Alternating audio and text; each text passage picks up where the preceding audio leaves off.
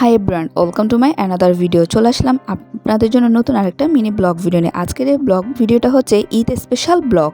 হঠাৎ করে ঠিক করেছি যেহেতু কঙ্কাসহ আছে আমরা একসাথে কোথাও একটা বেড়াতে যাব, এবং আজকের এই ভিডিওতে দেখাবো আমরা কোথায় বেড়াতে গিয়েছি, কি করেছি, সব কিছুই থাকছে আজকের এই ভিডিওতে।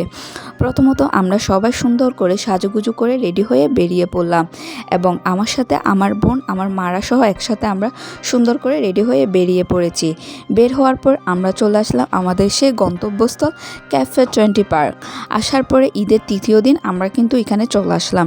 আসার পরে দেখতে পেলাম কি পরিমাণ টিকিটের জন্য ভিড় হয়ে দাঁড়িয়ে আছে। আমার মা এর মধ্যে 50 টাকা করে আমাদের সবার জন্য টিকিটটা নিয়ে নিল। নিয়ে নেওয়ার পর আমরা সুন্দর করে এখানে ঢুকে পড়লাম। আর আমার এই প্রত্যেকটা ভিডিওতে দেখতে পাবেন কি পরিমাণ মানুষ এখানে রয়েছে।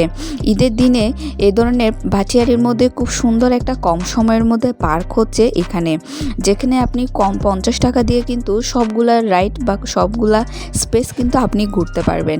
এখানে প্রত্যেকটা গাছের মধ্যে কিন্তু প্রচুর পরিমাণে আম ধরেছে কিন্তু খেতে পারছি না, এটাই হচ্ছে মূল বিষয়।